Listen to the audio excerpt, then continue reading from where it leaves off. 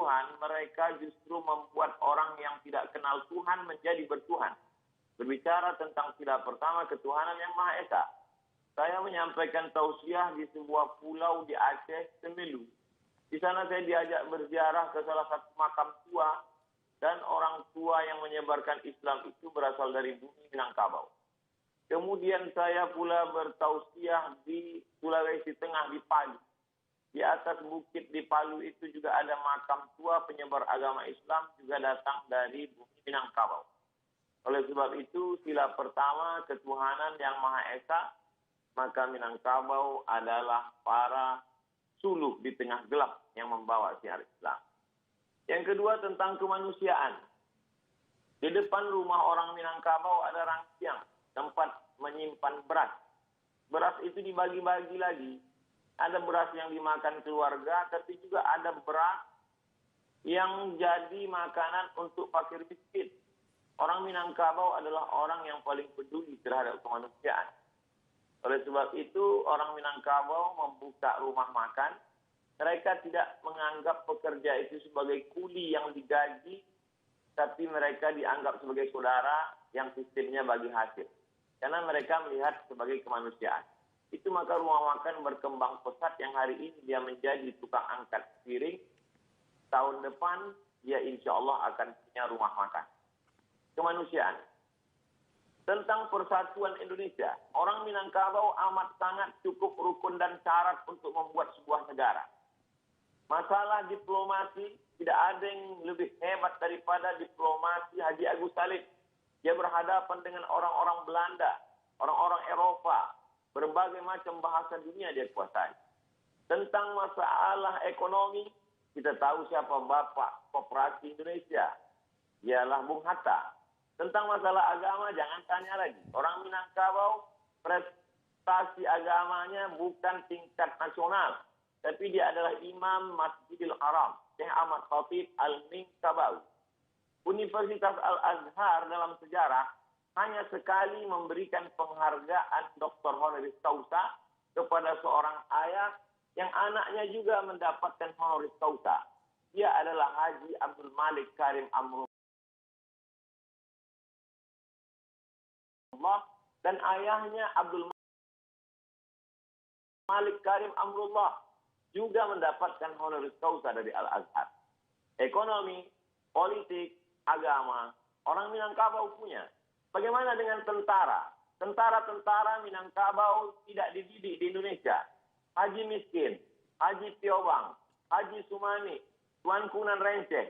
Mereka adalah tentara-tentara yang luar biasa.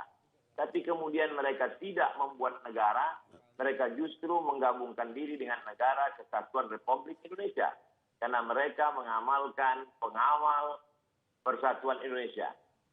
Tentang masalah musyawarah. Sila yang keempat.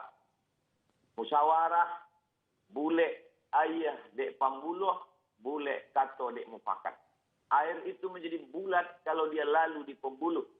Sedangkan kata itu menjadi bulat kalau dia ada musyawarah mufakat. Orang Minangkabau tidak mengambil keputusan sendiri dengan kepalanya sendiri. Dia tahu dia mungkin silap, salah, dan lupa. Orang Minangkabau mengenal filosofi tiga tungku sajarangan. Kalau kita memasak ada 3 tungku di sana. Tungku inilah yang menampung dandang yang begitu besar. Tungku ini juga yang merasakan panasnya api di bawah. 3 tungku sajarangan. Nenek mama, alim ulama, cerdik pandai. Orang Minangkabau berkata, duduk sendiri sampai duduk bersama lapang. Duduk sendiri terasa sempit, tapi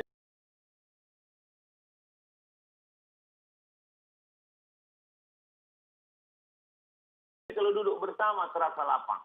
Kenapa demikian? Karena mereka lebih mengutamakan musyawarah dan mufakat. Lalu kemudian tentang keadilan sosial. Orang Minangkabau amat sangat adil. Anak didukung, kemanakan dipangku. Perempuan Minangkabau tidak pernah perlu jauh dari kampung halamannya untuk cari makan. Kenapa demikian? Karena mereka punya nenek mama yang adil. Perempuan tidak pernah mengalami diskriminasi. Karena perempuan ada harato tinggi yang tidak dibagi. Sebagian ulama mempermasalahkan harato tinggi. Kenapa tidak dibagi menjadi ahli waris? Karena itu sebenarnya adalah wakaf keluarga. ketika seorang perempuan tidak punya suami atau ayahnya meninggal, tidak keluarga laki-laki, tidak ada. Siapa yang akan menyara hidup dia, memberi makan dia? Ada harato tinggi.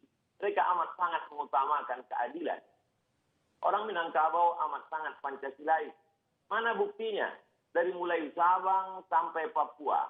Pesawat saya mendarat di Sorong. Begitu turun saya di airport, tangan melambai dari jauh. Saya suruh dia mendekat ke mobil saya tanya, ada apa? Ambo urang Payakumbuh.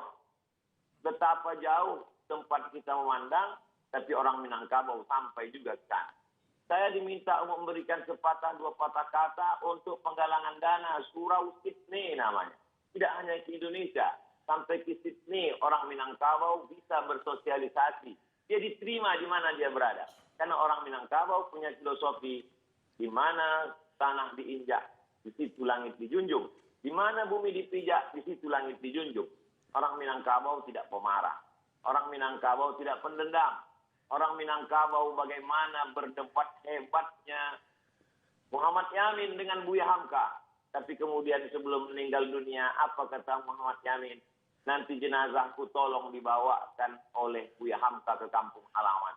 Mereka memang berdebat, mereka memang orang-orang yang argumentatif. Tapi hati mereka lembut dan baik. Lalu kemudian 3 tahun, 3 bulan. Kalau kita merdeka 17 Agustus, 3 bulan sebelum itu, 29 Mei 1945, maka Muhammad Yamin, putra Minangkabau, sudah menyuarakan tentang pri kebangsaan, kemudian pri kemanusiaan.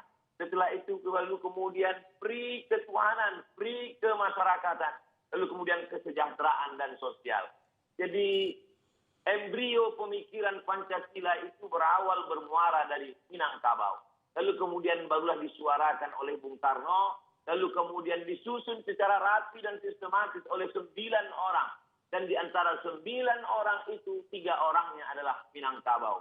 Agus Salim, Sultan Syahrir, dan kemudian pula Agus Salim, Muhammad Yamin, dan Bung Hatta.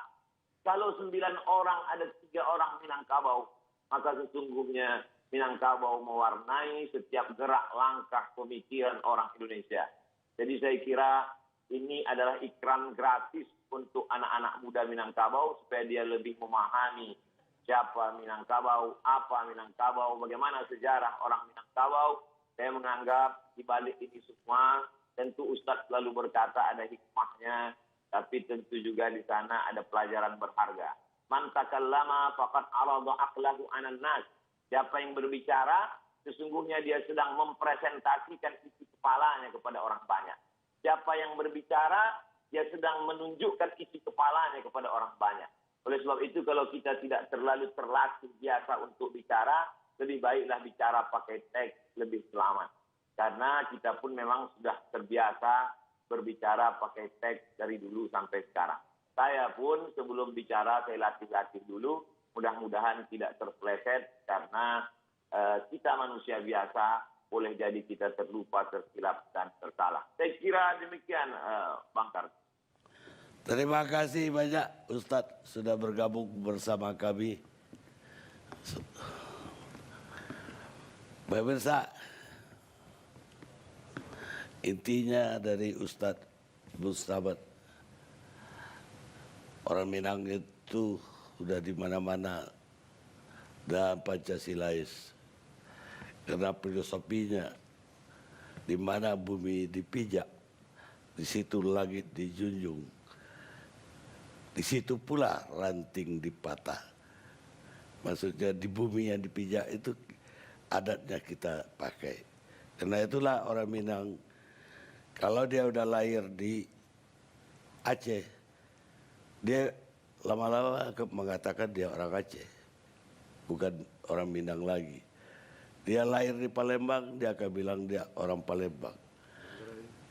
Dia lahir di Ambon, dia akan mengatakan dia orang Ambon. Jadi sebetulnya orang Minang itu adalah orang Indonesia. Kita lihat sejenak.